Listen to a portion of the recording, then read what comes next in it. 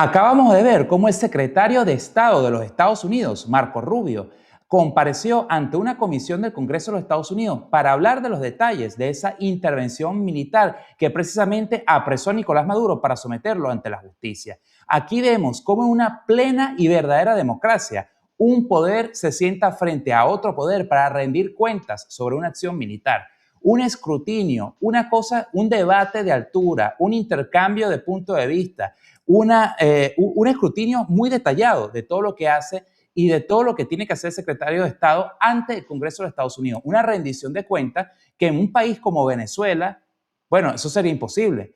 Pudo haber sido imposible en la Asamblea Nacional presidida por Cilia Flores, en la Asamblea Nacional presidida por Diosdado Cabello, en la Asamblea Nacional presidida por Jorge Rodríguez, donde hemos visto como continuamente el oficialismo rojo amedrentaba, atacaba, le apagaba los micrófonos, perseguía a cualquier diputado que simplemente no estaba de acuerdo con lo que se discutía, o mejor dicho, exigía que se hablara con la verdad de las cosas. Aquí vemos ahora como en una democracia de verdad consolidada como la de Estados Unidos, la potencia más grande que hay ahorita en el planeta, se dan estos diálogos en pleno momento candente, pues, de que se están dando estos hechos. Yo no sé cómo tú viste toda la comparecencia de Marco Rubio, sus intervenciones, las preguntas que tuvo que afrontar, no solamente por parte del partido político adversario, que son los demócratas, sino también de los mismos republicanos que, a pesar de ser su torda política, no apoyaban o no acompañan este tipo de acción que finalmente trajo justicia a Venezuela. Mira, lo que es cierto es que fue una comparecencia que deja mucho al debate, responde muchas interrogantes y yo creo que sienta en su sitio a más de uno, porque lo que sí sabemos que tiene Marco Rubio es una habilidad para hablar con claridad y dar detalle de los hechos y no quedarse callado ante cualquier pregunta que le hace, que eso es bastante ya que decir de un diplomático y de un político de carrera, que como lo es Marco Rubio, bastante preparado que es. Pero antes de entrar en detalle, oye, muchas gracias a todos aquellos que nos están escuchando. Muchas gracias nuevamente por toda su sintonía, sobre todo al amigo Eric, allá desde Canadá, que nos escucha. Un fuerte abrazo, le mandamos desde acá. Y a todos aquellos que nos escuchan en la Venezuela profunda, en todos los rincones de nuestra Hispanoamérica, Europa y los Estados Unidos. Deja aquí en los comentarios desde dónde nos está escuchando y vamos a mantenernos en sintonía. Pero ahora sí, Daniel, vamos a entrar en detalle, como tú bien has dicho en esa clara introducción, porque esa comparecencia se discutía cómo la administración Trump articula su estrategia con el nuevo liderazgo de Venezuela. Bueno, hablamos de liderazgo y hay que acotarnos, porque más de uno nos puede decir en los comentarios, eso no es liderazgo, eso es una dictadura. Bueno, efectivamente, póngale usted el sinónimo que quiera a esos personajes que están todavía en el poder en Venezuela, pero de eso estamos hablando. Y vamos a empezar con el primer punto, que es uno que se habló con bastante contundencia, que fue la advertencia del uso de la fuerza. Rubio lo dijo bastante claro, está preparado para usar la fuerza si Delcy Rodríguez no coopera con los objetivos de Washington. Y ojo, él también dijo claramente, nos reservamos el uso de la fuerza no es lo que buscamos, porque él lo dijo claramente. Para una transición, el uso de la fuerza es lo menos indicado, está contraindicado, valga la redundancia, pero estamos viendo también por otro lado que la dictadura en cabeza de Delcy Rodríguez en este momento no está cumpliendo con Washington. ¿Y cómo no está cumpliendo? Con los presos políticos que hay ahorita todavía en las cárceles venezolanas. Si no lo saben, vayan al video que montamos el día de ayer para que escuchen los testimonios de algunos de los familiares de tantos presos políticos. Uno de los principales, Perkins Rocha, que está ahí, y para usted de contar. Pero lo importante acá es que Venezuela, en la cabeza, o la dictadura venezolana, no está cumpliendo con Washington. Y eso creo que ha dejado claro Rubio que no está conforme o por lo menos no está contento y que el uso de la fuerza puede seguir, puede ocurrir. Pero ¿cuándo? Eso es un interrogante que queda en manos de la administración de Donald Trump. Bueno, vamos a precisar algo en un principio, bajo qué óptica hay que analizar o por lo menos discurrir sobre todo lo que se discutió en esa comparecencia. Hay que partir del principio que esta fue la comparecencia del secretario de Estado de los Estados Unidos ante el Congreso de los Estados Unidos para discutir los intereses nacionales y, valga la redundancia, de los Estados Unidos. Entonces, ¿cómo los venezolanos tenemos que entender esto? Que a pesar que el tópico principal fue Venezuela, no lo podemos ver desde la óptica de un venezolano, hay que verlo desde la óptica de los Estados Unidos, porque esto fue una comparecencia para explicar por y para los estadounidenses qué es lo que está pasando y cuáles son los motivos y los argumentos que llevaron a que se realizara esa operación magistral precisamente para someter ante la justicia a Nicolás Maduro y a su esposa, la otra, la codictadora de Cilia Flores. Y fíjate tú, Jorge, vamos a comenzar por el principio. Y una de las cosas que más me sorprendió fueron los argumentos que esgrimieron tanto los demócratas como los republicanos. Pero de los demócratas no me sorprende porque si algo se ha caracterizado ese partido demócrata pro Biden, pro Kamala, pro todo lo que ellos han hecho es precisamente por ser pro chavismo y por ser alcahuetas de este régimen, sino de los argumentos también que esgrimieron los republicanos que no acompañan este proceso, lo cual está bien dentro de un proceso democrático que existan estas divergencias incluso entre los partidos. Pero lo que te voy a decir, mientras que tanto los senadores republicanos como demócratas, en contrario a esto, decían que las argumentaciones de Marco Rubio para sustentar la acción militar eran bastante vagas, yo digo que más vagos fueron los argumentos de ellos para defender a la dictadura, diciendo el caos que esto puede generar si esto se sienta como un precedente, si todo el mundo comienza a replicar lo mismo, o el hecho en que Venezuela pudiera haber quedado completamente a la deriva sin ningún tipo de control. La pregunta que yo hago aquí es que acaso ellos, y que para evitar ese gran caos, ¿qué preferían? Que siguiera en el poder Nicolás Maduro como jefe de un cartel narcotraficante, o al menos no como jefe, pero como miembro principal de la estructura, que es el cartel de los soles, que simplemente lo que hace es contrabandear narcóticos por todo el continente para introducirlo a Estados Unidos y Europa. ¿Es que acaso ellos preferían que antes de cualquier antecedente que esto pudiera sentar por allí, entonces Venezuela siguiera oprimida por una dictadura que lo único que ha hecho es coleccionar presos políticos, masacrar a la disidencia y sumir al país en la peor crisis humanitaria que jamás ha visto el continente,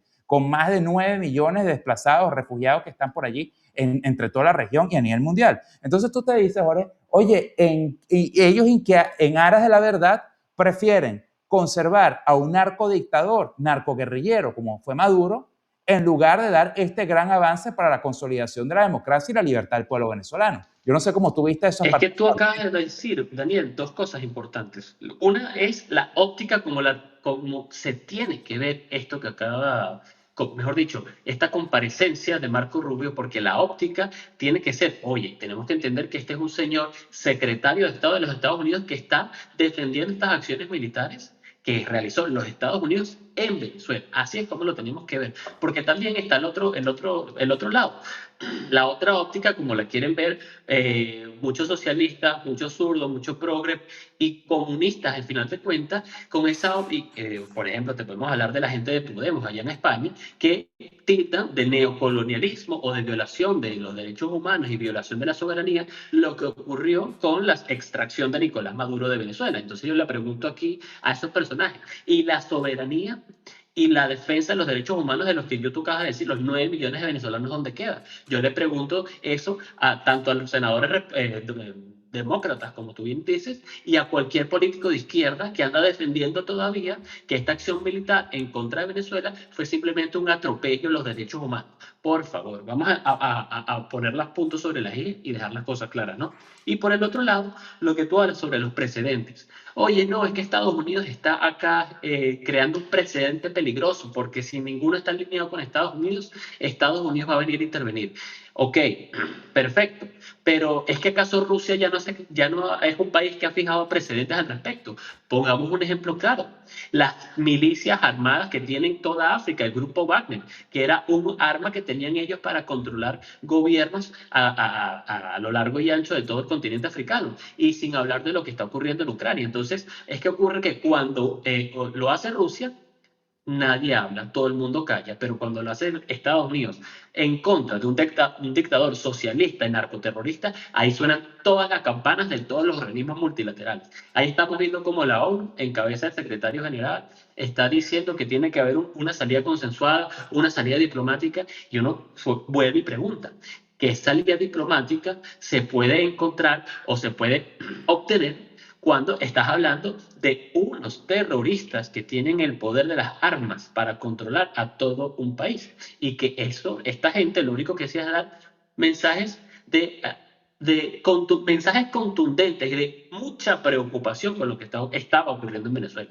Finalmente estamos viendo una acción y, oye, importante, que la administración condiciona, y vamos aquí a otro punto, la cooperación con todo esto que está ocurriendo en Venezuela, con esta transición a a la apertura del sector petrolero y los alineamientos estratégicos. Y todo esto va de la mano con esta comparecencia y que mucha gente le dice, oye, pero aquí tú tienes que decir qué estás haciendo, mira, ya, ajá, ya sacaste a Maduro y qué resultados has dado. Señores, han pasado menos de 4 semanas. Eso mismo lo dijo Marco Rubio en la comparecencia. ¿Qué resultados esperas tú para una transición en menos de 4 semanas cuando tuviste a una dictadura con más de 25 años secuestrando un país entero? Bueno, es que fíjate tú, a ellos salieron todo el mundo a exigirle rendición de cuenta a Marco Rubio por una operación que no acaba ni siquiera de cumplir 4 semanas de que se llevó a cabo, no ha llegado a las 4 semanas, y nunca le exigieron al chavismo rendir cuenta de más de 20 años de mesas de diálogo y de acuerdo que siempre se sentaban y que suscribir, y así como lo firmaban, enseguida levantaban, batuqueaban la mesa y no cumplían ninguno de los acuerdos que ellos se habían comprometido. Desde el año 2002, el chavismo está y que sentándose con la oposición y con tantos actores internacionales para entrar en procesos de diálogo. El chavismo siempre se burló en la cara de absolutamente todo el mundo y nadie le pidió a ellos ninguna rendición de cuentas. Entonces ahora que viene una operación que desde el punto de vista norteamericano fue para asegurar su propia seguridad integral, territorial y todo lo demás, y hemisférica, para nuestra perspectiva como venezolanos, es una operación que lo que nos trajo fue la primera demostración de justicia, finalmente, para un país que lleva 27 años calándose la injusticia a juro, adrede, obligado por parte de este régimen. Entonces, ahí está, le piden resultados a Marco Rubio inmediatamente, a los Estados Unidos, por así decirlo, al Ejecutivo y al Departamento de Estado, pero al chavismo nunca nadie le exigió ninguna rendición de cuenta ni nada. Y entonces, y volviendo al tema rápidamente al tema de los precedentes que esto sienta, fíjate tú, los mismos congresistas demócratas y republicanos decían, es que esto ahora le dará todas las bases a China para acogerse a Taiwán. Y uno dice, no, es que tú no puedes comparar peras con manzanas.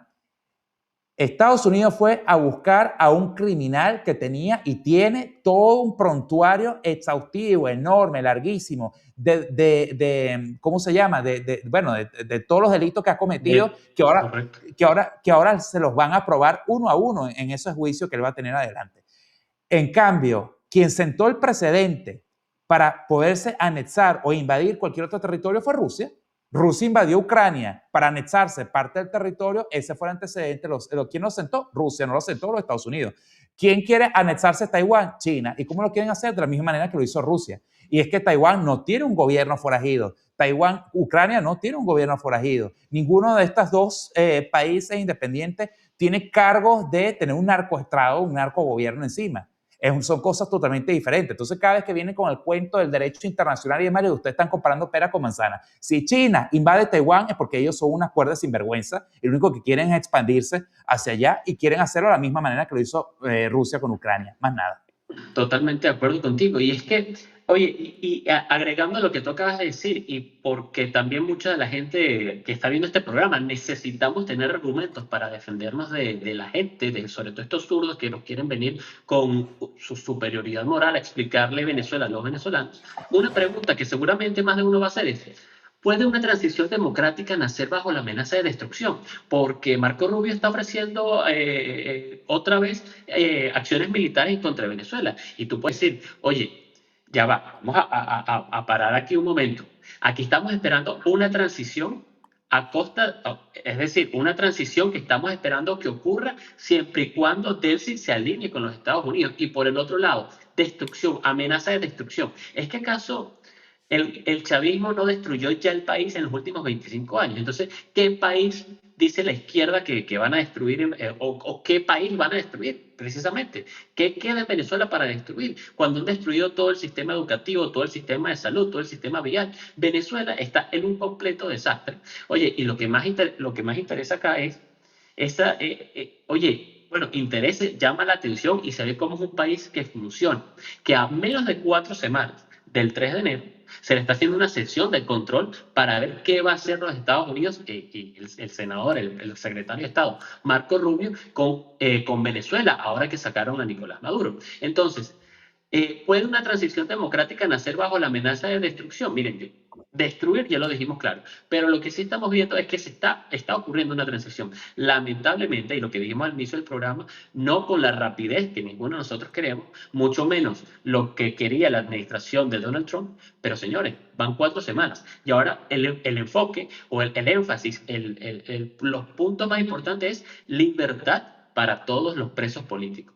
Y ahí es donde tiene que estar la batuta y la voz de todos los venezolanos. Y yo he visto aquí, Daniel, con bastante, si se quiere, alegría y también con preocupación, cómo están los estudiantes venezolanos allá en Venezuela exigiendo y dándole la cara a Delcy Rodríguez, exigiendo la liberación de todos los presos políticos. Justamente hace poco estuvo Delcy Rodríguez allí en la Universidad Central de Venezuela y los estudiantes la encararon.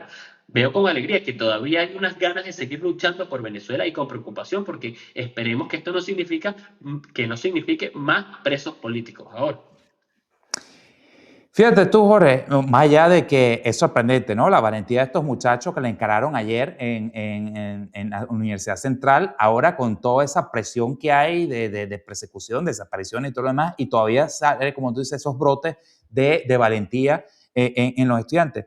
Pero fíjate tú, aquellos que están allí atacados, porque entonces Marco Rubio dice que por ahora no tienes planes en el corto plazo de ninguna otra operación. Obviamente tampoco fuera pendejo él para decir si lo va a hacer o no lo va a hacer. Simplemente él dice que es un derecho que se reservan ellos de tomar esa medida última si no logra la dictadura interina, la que está allí, alinearse con ese interés último, porque lo que ha recalcado una y otra vez en esa comparecencia es que el fin último de todo este proceso es una democracia consolidada en Venezuela, una transición plena a la democracia, porque él parte de reconocer de base que ninguna inversión a largo plazo puede existir en un Estado gobernado por esta cúpula delincuente que por 26 años lo único que ha hecho es expropiar, robar, amedrentar y básicamente destruir todo lo que ha tocado. Entonces ya desde el punto de vista económico, señores, si nos ponemos a ver desde el punto de vista más pragmático, que es velar los intereses económicos de ambos países, no puede haber intereses económicos con el chavismo andando.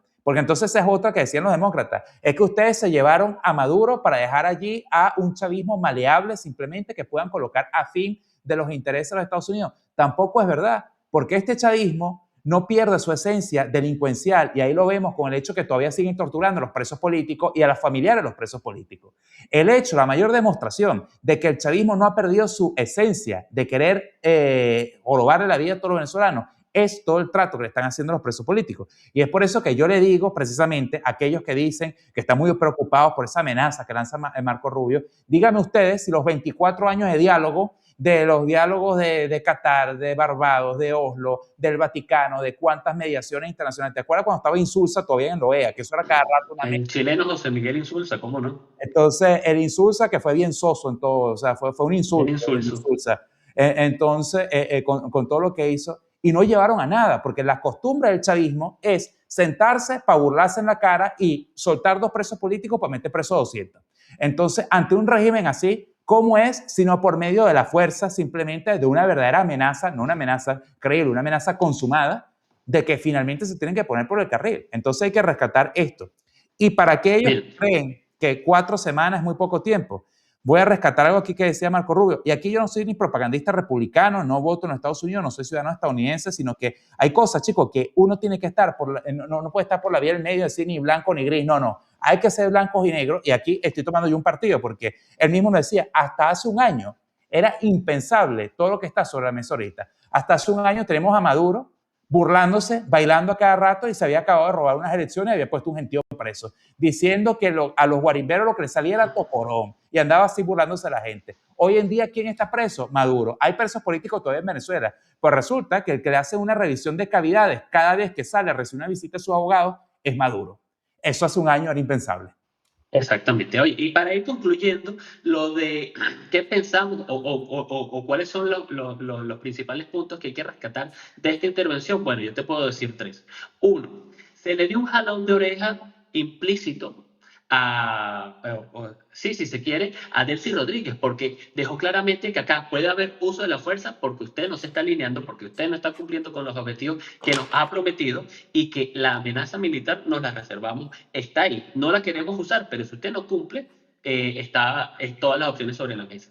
El otro punto es dar claridad sobre lo que va a ocurrir en Venezuela, que el tema Venezuela sigue siendo prioridad para la administración de Donald Trump y el gobierno republicano de los Estados Unidos, y que podemos esperar todavía mayor actividad de los Estados Unidos en Venezuela. Ya también lo has dicho, que parece que la presencia del organismo de la CIA va a tener mayor preponderancia en el territorio venezolano. Eso también es importante verlo.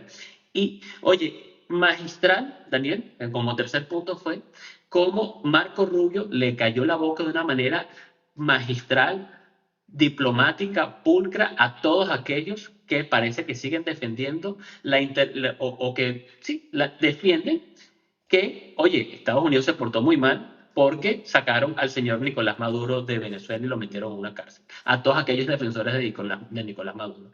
Y lo más importante aún, explicó, y una de las cosas que me gustó, que en estas 3 semanas lo que tenía que ver es una transición, porque para nadie es una mentira, para nadie es noticia nueva, que los que están en el poder ahorita en Venezuela no son gobierno, no son diplomáticos, son unos delincuentes de carrera, y como tales tienen sus planes y sus mafias que controlan, y por tanto cualquier desestabilización como la que vimos el 3 de enero podía significar un conflicto interno, una guerra civil entre ellos mismos. Y lo que estamos viendo es que, mal que bien, nada de eso está ocurriendo en Venezuela. Venezuela está calmada por ahora, y ahora lo que está es un jalón de oreja a Delcy Rodríguez para que cumpla con las exigencias de los Estados Unidos.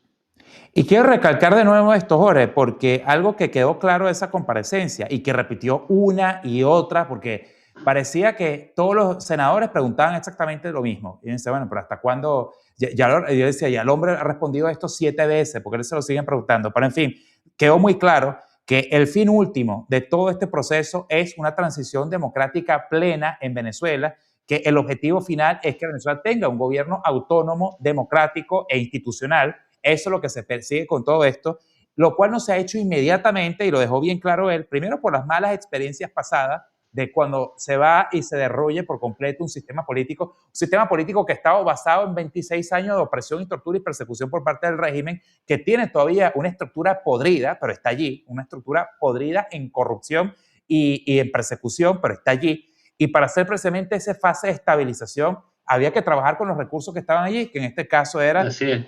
la presidenta interina, eso término que acuñó Lara Faría, se lo compro porque está muy bueno. Entonces estamos en la fase de estabilización porque, como él dice, efectivamente hay un país que sigue teniendo que pagar salarios, pensiones, y hay una economía que tiene que seguirse moviendo, porque no nos podemos dar el lujo de que el país caiga en una crisis horrible, porque donde aumenta la crisis hay mayor ingobernabilidad. Y por eso lo que buscan es mantener el país estable desde el punto de vista económico, oxigenarlo.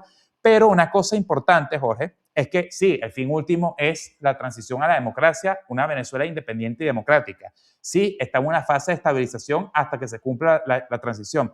Un tema que sí estuvo flojo fue el de los presos políticos. Se mencionó 2 veces nada más en esa oportunidad sobre los presos políticos en Venezuela. Marco Rubio reconoció que la dictadura en Venezuela no está liberando a los presos políticos con la celeridad que ellos han exigido, aunque admite que diariamente son más los que se van liberando, pero que todavía los resultados no han sido satisfactorios. Eso fue lo que se alimentó a decir, y que hay un seguimiento en cuanto a eso. Desde el punto de vista, ¿por qué no se habló más de este tema? Bueno, los distintos senadores no lo siguieron preguntando. Hay que tener en cuenta que esto fue una cosa para los intereses de los Estados Unidos, y dentro de la discusión de los Estados Unidos, de pronto el tema de los presos políticos está, pero no está al mismo tiempo en el mismo peso que las demás cosas. Y eso es algo que a nosotros nos duele, y por eso es que la presión que se está haciendo se tiene que seguir haciendo, precisamente Totalmente. en Venezuela, como están haciendo todas las madres que lamentablemente están falleciendo ante esos campamentos que están haciendo con la esperanza de ver a sus hijos. 3 madres ya han perdido la vida. Vemos como los estudiantes han alzado su voz para precisamente mantener el tópico de los presos políticos, y ahí es como la sociedad venezolana tiene que acompañar a los mismos venezolanos que están ahora aprendidos, desaparecidos por este régimen, porque es un apoyo moral y una presión interna que tiene que venir.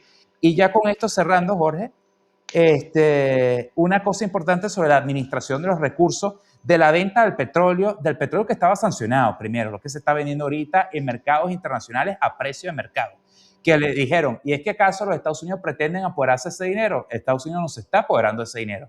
Ese dinero está en una cuenta que está a disposición del Estado venezolano. Lo único que el Estado venezolano tiene que demostrar en qué están gastando el dinero y por qué. Oye, ¿cómo vas a confiar tú en una dictadura que por 26 años se robó $1 billón y en Venezuela no hay gas en los hospitales, no hay salarios ni pensiones dignas, hay una economía maltrecha con una gente que se robó todo lo que tocaba?